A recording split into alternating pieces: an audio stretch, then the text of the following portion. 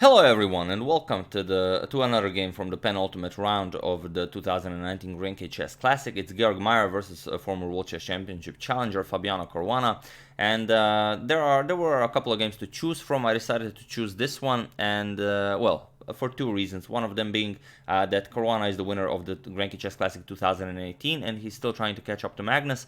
And the other one we will disclose after I show you the game, as that's the more important one. We do have some nice footage, so let's check it out. We have some nice footage of Georg Meier here, so let's enjoy that for a moment. Nice close-up by the GRENKE Chess Classic video team, so very nice. And also a nice close-up of Fabiano Caruana. There you have it. Just, you know, enjoying the position. No fruits or booze this time, but you know, not every footage is meant to be perfect. So without further ado, let's check out the game. Meier has the white pieces and he opens with e4. We have c5, the Sicilian defense by Caruana, knight f3, knight to c6, and now bishop to b5. The Rossolimo Nezhmetdinov variation, Nezhmetdinov attack, g6, and now bishop captures. D captures, d3, and bishop to g7. This is the standard idea. We have h3 by Meier, knight to f6, knight to c3. And here we do have a couple of games in the database that have reached this position. The main move is bishop to d7, but here Caruana goes for knight to d7, and it's a new move already on move 7.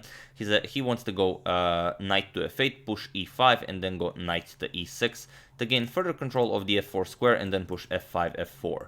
So that's basically the plan for this variation with the early knight maneuver. We have bishop to e3 by Meier, and now comes e5. Going forward with the plan. Queen to d2, Meier wants to exchange the dark square bishops here, and now h6. And now it's, okay, it might be a weird move. You prevent the bishop h6 idea, but again, you're unable to castle because then the h pawn would be under attack after the rook moves. But Caruana has everything figured out, as you'll see in the game. We have a3, b6 by Caruana, and now b4. Just attacking that flank, and here is the here comes Caruana's idea. We have knight to f8. A nice pawn sacrifice. The other way to go about this is to simply push f5, because b4 doesn't threaten anything. After f5, f4 is a threat of winning the bishop. But Caruana's idea is different, and I feel that, well, I think he came prepared with this line. Knight to f8, a nice pawn sacrifice, b captures on c5, and now knight to e6. Now grabbing excellent control of the f4 square, f5, f4 is the idea. So Meier grabs the pawn, a captures on b6, we have a captures on b6, and now you have to do something about this, so queen to c1. Meier frees the d2 square for his bishop. We have f5 by Caruana, and now a4. f4, bishop to d2, as now the d2 square has been vacated, and now finally castles by Caruana. This was the idea. f4 has been played, and now there is no danger of bishop captures on h6. We have queen to b2, putting pressure on the b6 pawn, and now knight to d4. Knight to e2 with a triple attack against the knight here, and now knight captures on f3. G captures on f3, and now you can see that Meier's king isn't really castling queenside. You're not going to castle queenside, kingside, as it's all messed up. So what you will do is you will probably move the knight, move the king up to connect rooks, and use the semi-open g file for your maybe an attack against the black king. So bishop to e6, developing the bishop here, and now comes rook to b1, threatening to win the pawn here. And now comes rook to a6. A bit of a passive move by Caruana, as the rook isn't very active on a6, but it gets the job done. There's no way to further continue the attack against the b6 pawn. We have bishop to c3, already with a nice threat. Meier is threatening knight captures on f4, which would win the bishop on g7, and also just bishop captures on e5 is a threat, so queen to c7 by Caruana takes care of both of them. Defends the pawn, and also the queen guards the bishop, so knight f4 doesn't really do anything. And okay, for the moment, sorry about that, for the moment the rook is guarding the f4 square, but it's a general idea. And then now comes rook to g1, just threatening the g6 pawn. We have king to h7, and now comes h4. We have rook to b8, and here comes rook to a1, as now that the b6 pawn is defended twice, Meier was threatening to capture the a4 pawn. So here, rook to a1, sorry, Caruana was threatening. And now c5. Here, Caruana wants to at some point push c4 and bust open the center and start an attack against the white king. We have king to d2, and now comes rook to d8. And believe it or not, this rook to d8 is a mistake, and Caruana really allowed Meier a lot of activity in this position, which is the other reason I'm showing this game, but we are going to return to this position after we check out the game. Here, Meier went rook g to d1. He wants to counter this rook and maybe remaneuver the king over to the king side, and now comes bishop to h3, maybe with ideas of g2 and capturing the f3 pawn. We have queen to b5, attacking the rook, and now rook to a8. Caruana doubles on the a file, puts more pressure on the a4 pawn. And now Meier goes back, rook to g1, and now comes queen to d6. A very nice move, as it really protects everything here, protects even the g6 pawn, which, you know, might be important. Queen to b2 now, again with threats of knight captures on f4. Now there's no rook on the f file, so captures and the bishop captures here is the threat. So just rook to a7, defending the bishop here. We have rook a to b1, hoping for rook captures and queen captures on b6, and now queen to f6. Caruana isn't interested in this trade. He goes for the h4 pawn. But first we have a5 by Meier, and now bishop back to d7. A captures on b6, rook to b7, blocking and preparing to capture on next turn, and only now h5, just hoping to capture here and bust open the king side, but Caruana closes it with the g5. Rook to a1, now comes rook a captures on b6, and now queen to a3. With ideas of queen to a8, Meier would very much like to infiltrate the queen side, but also queen captures on c5 is the idea. Queen to d6, just defending, and now comes knight to c1. He knows that c4 is coming. You do want to defend the d3 pawn, so knight from c1 defends d3. Also, maybe you could play knight b3 at some point, but as long as the king is on d2, it is very unlikely. So bishop to e6. With further control of the c4 square, but also a bishop to f7 followed by bishop captures on h5 might be an idea. Just, you know, it's a nice pawn, why not win it? Rook to h1, a nice premature defense of the h5 pawn, and now bishop to f7. Now Caruana will most likely go queen d7 to e8 and then really win that h5 pawn. So king to e2, and now comes queen to d7, and here Meier doesn't allow this. He very much enjoys his h5 pawn, so queen to a4, not allowing this idea. Also hoping to trade queens. Caruana isn't interested. He just blocks it with rook to c6, and c4 is the idea. We have queen to a5, and now comes c4. So what do you do here? Black will, of course, capture here, even though white is attacking the e5 pawn twice, but there's no time to act on this. Rook to a3, putting another defender to the third rank, and now rook b to c7, putting more pressure here, so when this check comes, then the rooks will really put a lot of pressure along the c file. King to d2, now the king also joins the defense of the bishop here, and now comes rook to c5, attacking the queen. Queen to a8, finally getting that very nice square, and now rook to c8. And here Meier played rook to a7, hoping for captures, but this doesn't really go doesn't really do anything for Caruana. His main advantage in this position is the attack that he currently is leading. So queen to b5, and here you can see that Meier's queen doesn't really have a lot of squares. The only square available for Meier's queen is queen to b7, but here it doesn't work because after queen b7 just captures, and here this is enough for black to win. Now the problem is, after rook captures here and rook captures here, you don't really have a good way of playing this. If pawn captures, let's say, then rook c2 check leads to checkmate. Captures here, and after this the pawn guards the e3 square, it's checkmate. So this is not possible. So Meier decided against queen to b7, and he actually played queen captures rook on c8, and now you can see that, well, black wins a queen, but white wins the rook and the bishop on f7 here. So it is some compensation, but it's hardly enough.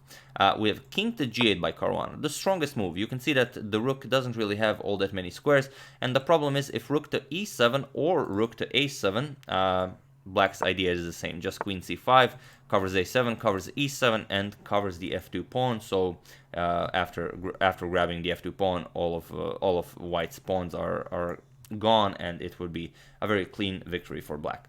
So after king g8, we have rook captures, king captures, and now comes d4, hoping to close off the c file, but it's only a temporary relief. Bishop captures, and now comes king to f7, getting out of check, rook to d1, and now comes c3. And again, if you capture, just queen c5 with a double attack here and here. Again, if the f2 pawn falls, then all the pawns fall and it's over. So after the c3 check, Meier played king to e1, but now comes queen to b2. And it was in this position on move 51 that Georg Meier resigned the game, and an excellent victory for Fabiano Caruana in the penultimate round of the GRENKE Chess Classic. He resigned. There's no way to protect this pawn, and after this pawn falls, the passed c pawn will just be too strong. After you do anything, just queen captures. Now let's say you can attack the queen, but queen d2 check, king moves. Now you can push the pawn, and pretty much anything you do doesn't really matter. You will just queen the pawn, and after, well, this is traded off. It's queen against the bishop, of course, an easy game for black. So after queen to b2, that's the game. Caruana wins, but we still need to show the reason why I decided to show this game. After, in this position, Caruana played rook to d8. I mentioned it was a mistake, and it really allowed Meier to really grab a hold of this game. Both of them seem to have missed it. I haven't seen an interview with either of them after the game. If there is, I will find it and put a link to it in the description below. But here, feel free to pause the video and try to find the absolute best move for Meier here. Meier played rook to d1, but maybe there's a better move here. So I'll give you a couple of seconds, feel free to do it. It's really an amazing idea. For those of you who were able to do it, congratulations, you are worthy and you are able to lift the rook all the way. And for those of you who just want to enjoy the show, the idea is rook captures on g6. And this is what Caruana missed when he played this move. And basically, when he played rook to a6, he did defend the b6 pawn properly, but this idea really loses any harmony between the black rooks, and it allows this rook to g6 idea. Now you have to capture it, otherwise you allow rook a to g1, and then it's just over. So after you capture it, the point is knight captures on f4 check. And now you have two options. You can either capture it or run away. If you capture it, it's lost immediately. Rook g1, king here, and you will just win the queen. Captures, captures, and captures. Even after rook g8, you can even give up the bishop. After king captures, queen f6 just wins the game, as you will win the bishop, and then you will win all the pawns. You can just start pushing the pawns, and there's not much black can do. If black defends with rook g6, then it's queen h8 checkmate. The pawn covers the g5 square. So after this king g6, knight captures on f4 check. You can't capture the knight. What you can do is run away with the king. You can't go here, because if you go here, then knight captures here. Attacks the queen and the bishop, knight captures bishop, rook comes to g1, and then black again falls apart. The only good way for black to defend is king to f7, to actually defend the bishop with the king. But now comes a different idea. Just rook g1, with threats of rook captures on g7, king captures, and then knight captures on e6 with check, wins the queen. So that's the plan. You have to play bishop to f6, and now comes knight captures. King captures, and now queen b5 first. A nice move to activate the queen. The queen wants to come to c4, the rook is under attack, rook to a8, and now f4. Again, if you capture, then rook g6 will be very strong, just attacking the pinned piece.